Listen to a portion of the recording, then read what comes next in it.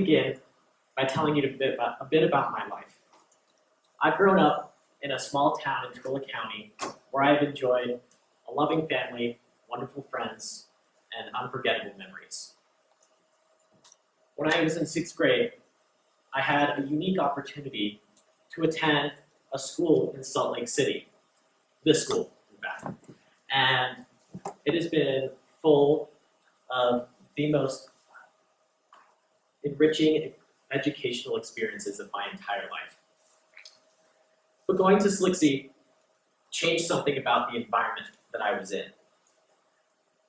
This is a map showing the fraction of non-white citizens in the Salt Lake Valley.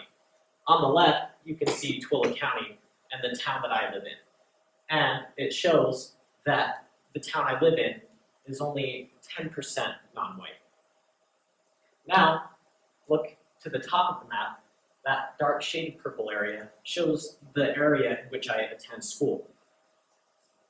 The figure shows that that area, Salt Lake City, is about 60% non-white.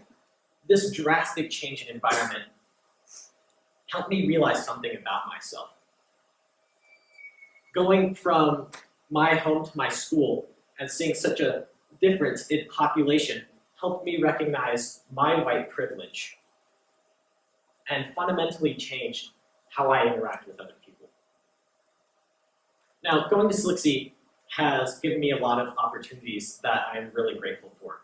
From working at labs at the University of Utah for my science fair project, to going to beautiful places like this for camping trips. But going to Slicksy has given me a bit more than that.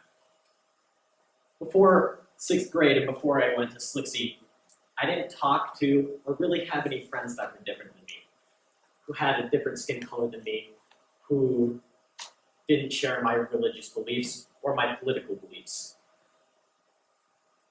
You might be thinking, well, how much can that really change about who you are? Well, before Slicksy, I didn't really know about the challenges and the experiences being faced by those who were different than me. But after going to Slicksy, I've been enlightened to this. One example of how this happened to me was at an interaction I had at a Walmart near my hometown. I was in the checkout line waiting to buy some ammunition for my BB gun when I noticed that the woman in front of me, who was Latina, was also buying the exact same item. As she approached the cashier, who was white, the cashier asked the woman to present identification before she could purchase the ammo. So she pulled out her driver's license, she handed it to the cashier, and she was on her way. As I stepped up, I got my wallet out ready to present some ID before buying the ammo, but I was never asked. I was confused about why this happened. So I went home and I asked my dad about, well, why didn't I have to show my ID? He said, because you're white, the cashier didn't assume that you would buy that ammo legally.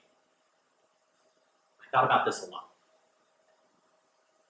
Why is it that I don't have to walk around with my ID with me everywhere I go? But white privilege doesn't necessarily only encompass simple inconveniences at Walmart. Peggy McIntosh calls white privilege the invisible, unearned package of benefits in our lives. I really like this definition because it implies that we can't always see the benefits that we are enjoying. It doesn't mean that they're not there, but it means that sometimes people disregard them because they can't see its effects. And when people don't see the effects of white privilege in their lives, they can't be affected by white privilege in the way that they should.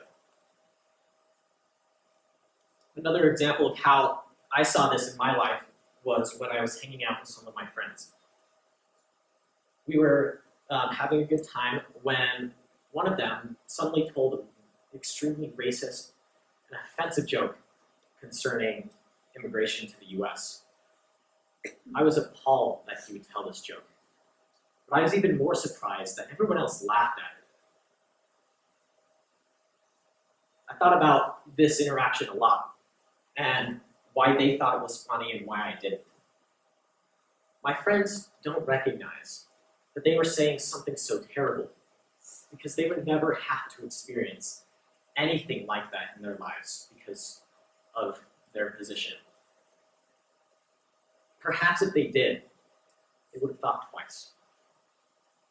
I believe that as humans, if we can recognize the privilege that we have in our lives, we can recognize that invisible package of unearned benefits, then we can all become kinder to one another.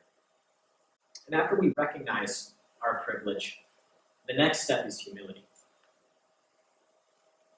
We can never put ourselves above another because we don't know the mountains that they had to climb that we didn't. It is our moral obligation to lift others up because we don't know the holes that they fell into that we automatically avoided. So how do we come to this realization of our white privilege, of the privilege that we have in our lives? It's not easy. We have to take a step out of our norm.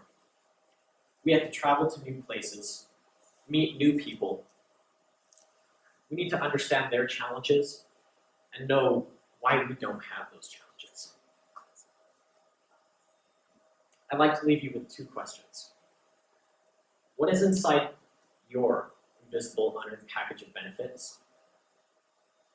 And what are the challenges being faced by those who do not share your privilege? Thank you.